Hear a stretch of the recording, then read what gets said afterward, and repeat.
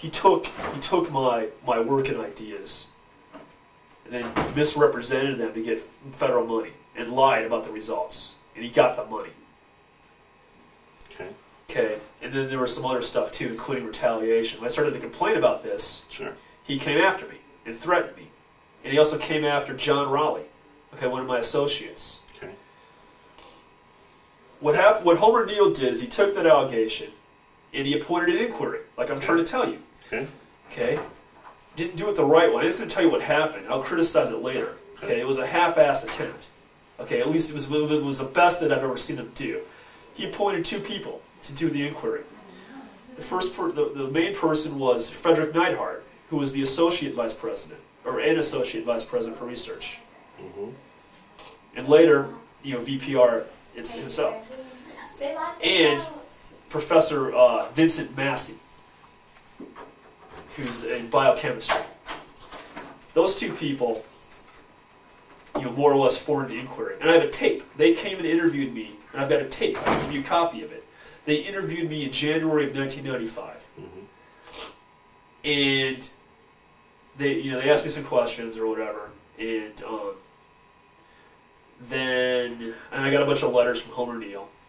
He was FedExing me letters to my apartment 2 blocks off campus. Okay. They dismissed my charges against Humes.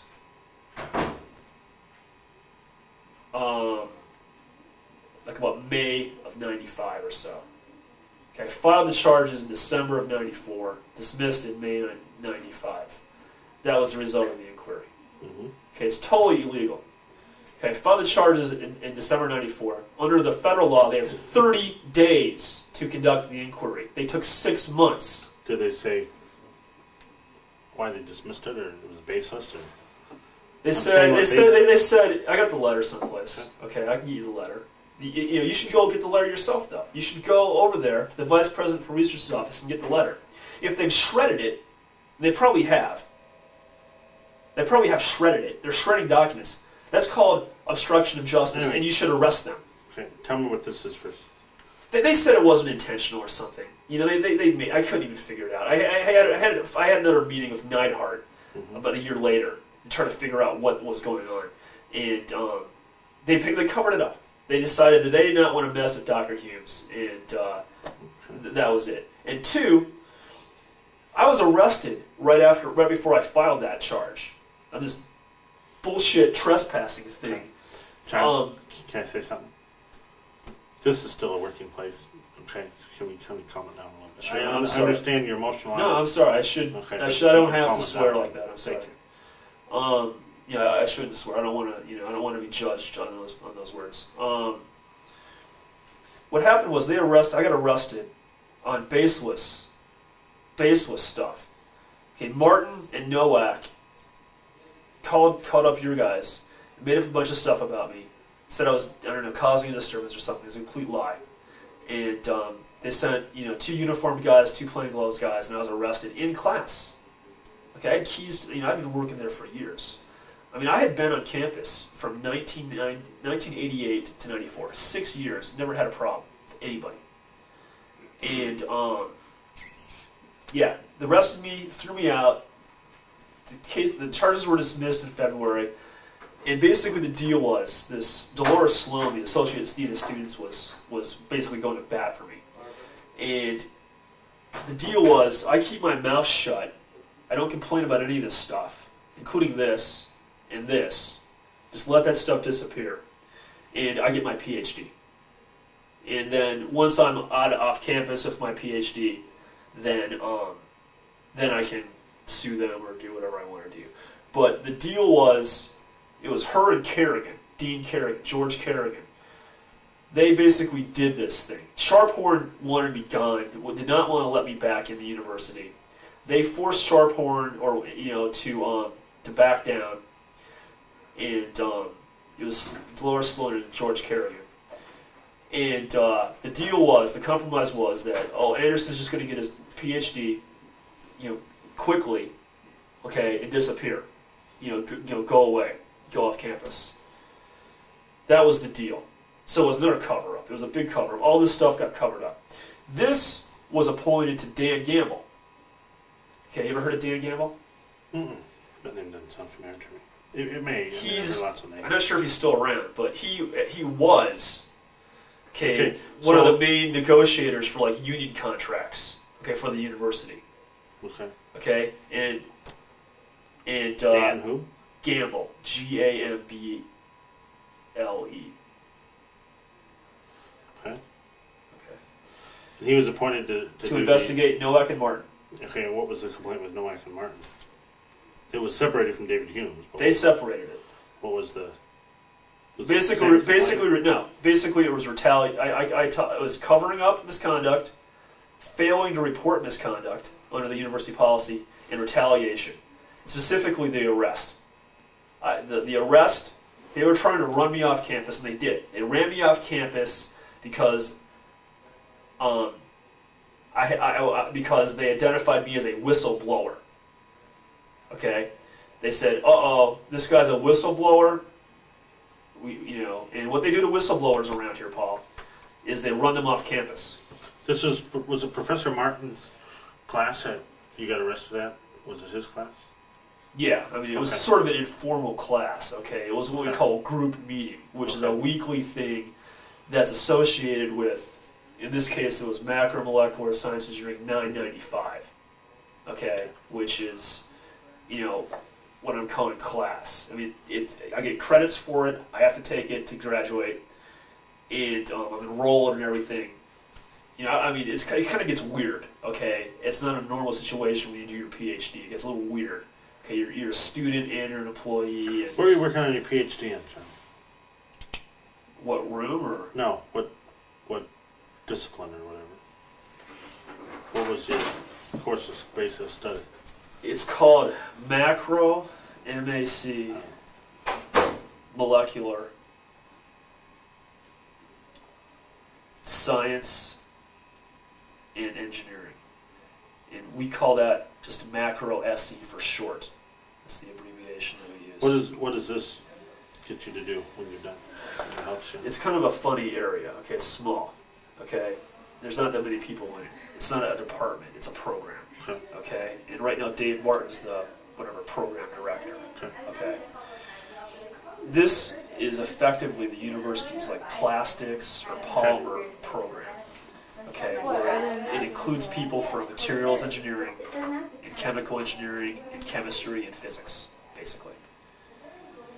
And what do you do with that when you're done? Make it. You can get a job making plastic crap for cars if you want to. Okay. Okay, that's not what I wanted to do.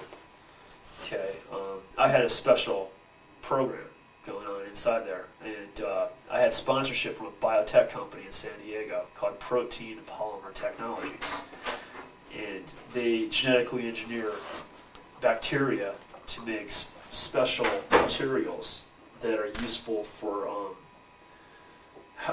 helping the body heal. I was working with implants, okay, and I had lots of projects. For example, with Dr. Humes, I was helping him with his artificial kidney project. Okay, and he was working with these protein polymers to get these kidney cells to grow in the inside of little hollow fibers. Okay, and to get the cells to grow in the fibers is a little tricky, but we were using these special materials to do it. Okay, that's one example. And that was the work that was stolen. Okay, from Humes, or from me by Humes. The biggest project, the main one, the one that involves the federal fraud, okay, involved Dave Martin and Sue O'Shea. Okay, I had lots and lots of projects. I had stuff going across the medical school and the college. Did you have problems with Dr. Martin and Dr. O'Shea? In terms of what? Yeah, absolutely. I mean, where they would be scared at what point? I mean, because I know from my contacts with them, they're afraid of you. When did all that start? And how did that happen? In 1994, when I got arrested, Dan Sharphorn and Judy Nowak ran around and told people not to be afraid of me, not to talk to me, pretend they're afraid of me or whatever. Okay. And you're saying that's why Sue O'Shea and David Martin were scared of you because they were told to be scared of you? This is complicated. I know, and Okay. that doesn't make sense for educated people. But I'm going to try to explain it to you. Okay. Okay? And it doesn't make sense to me either. Okay? In 1994... All right, let me start again. Okay? How much time do you have? well, I can give about another 45 minutes. Okay. I can do this. Okay, let me just give you my history at the university. This might make it a little more clear. Okay. Okay? Okay, 1988, fall of 1988, I'm enrolled as a freshman in the College of Engineering. Okay. 1991, I'm a junior in materials engineering. Okay. And Dave Martin is a freshman assistant professor, just comes in. Okay, just gotten his PhD from UMass Amherst, did a year at DuPont, is now a brand new assistant professor in materials engineering. In 91? Yeah. Okay. Okay, or thereabouts. Okay, the summer of 91, I think he came in there. Okay.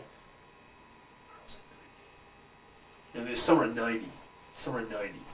Okay, I first met Dave Martin about November of 90. Okay, and I immediately started working for him. Okay, I didn't even go home for winter break. I stayed at my house on Southview, the house I was renting. Got keys to the Dow building, keys to his laboratory, and spent the whole break working on a computer in his laboratory doing simulations of Kevlar fibers. Okay, you know, bulletproof vests, this sort of stuff. Okay.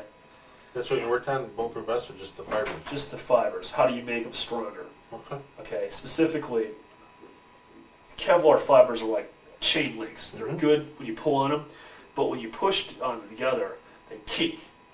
They kink. And just like a chain has no compressive strength. It's only if you pull on it.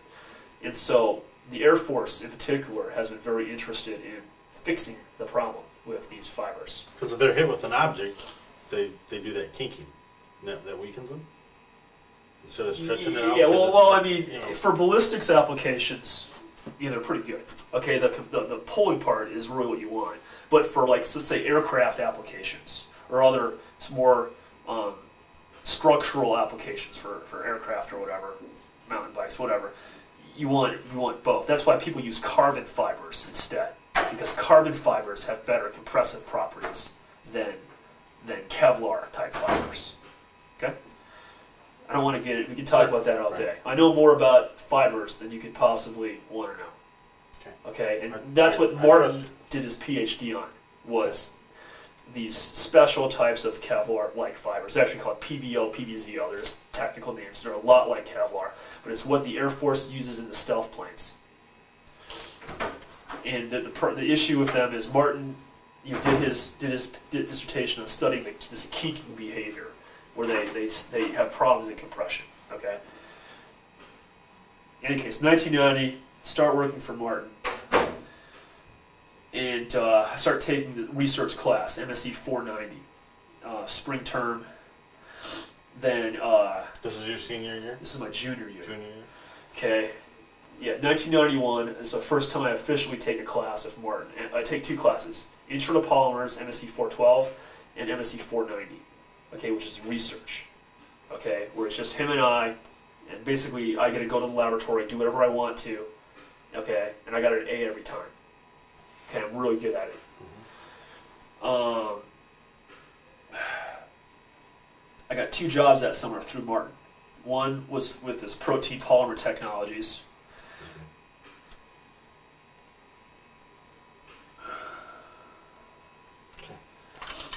Two, I worked for the United States Air Force in Dayton, Ohio at Wright Pat Laboratory, doing like goggles that prevent pilots from being blinded by laser beams. Okay, if you want to take out a pilot, hitting them from a laser from the ground is a good way to go. Okay, they know this. They're working. They want protective goggles. Okay, I worked on that summer. In any case, the thing with Martin basically took off.